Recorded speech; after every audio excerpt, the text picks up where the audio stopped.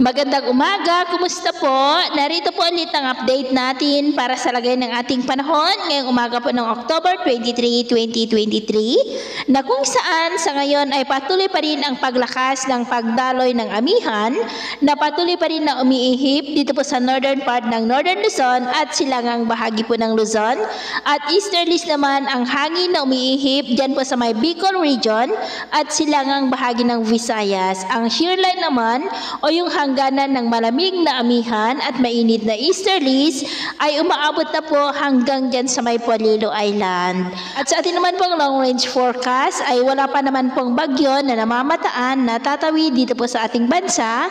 Posibleng hanggang po sa matapos ang buwan na ito ay storm free po tayo. At sa lagay ng ating panahon ngayong madaling araw dahil sa amihan, shear line at easterlies ay may mga isolated rain sa ilang bahagi ng Cagayan Valley, Quezon, Bicol region, ilang bahagi ng Mimaropa at Kabisayaan maging po dyan sa may Dinagat Island. At mamaya ay sisikat ang araw sa malaking bahagi ng ating bansa pero dahil sa amihan, shear line at easterlies ay maulap pa rin ang kalangitan na may mga pulupulong pag-ulan dyan po sa may extreme northern Luzon, ilang bahagi ng Cagayan Valley, ilang bahagi ng southern Luzon, northern Samar, Bohol, Cebu at northern part ng Panay Island. At mamayang hapon po, mas maraming lugar na dito sa ating bansa ang makakaranas ng maulap na kalangitan na may mga pulupulong pag-ulan.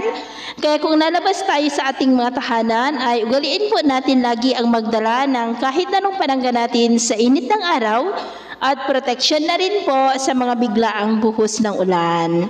At sa atin naman po ang mga baybayin dahil sa amihan ay may kataasan na po ang mga alon dyan po sa may seaboard ng Batanes, Babuyan Island, seaboard ng Ilocos Norte, seaboard ng Cagayan, Isabela, Aurora at maging po sa may seaboard ng Catanduanes na ang mga alon po ay posibleng aabot hanggang po sa 2 to 3 meters height. Kawasan na po muna natin ang papalaot dyan sa mga may kulay pula para po mas makaiwas sa mga sakunang pangkaragatan.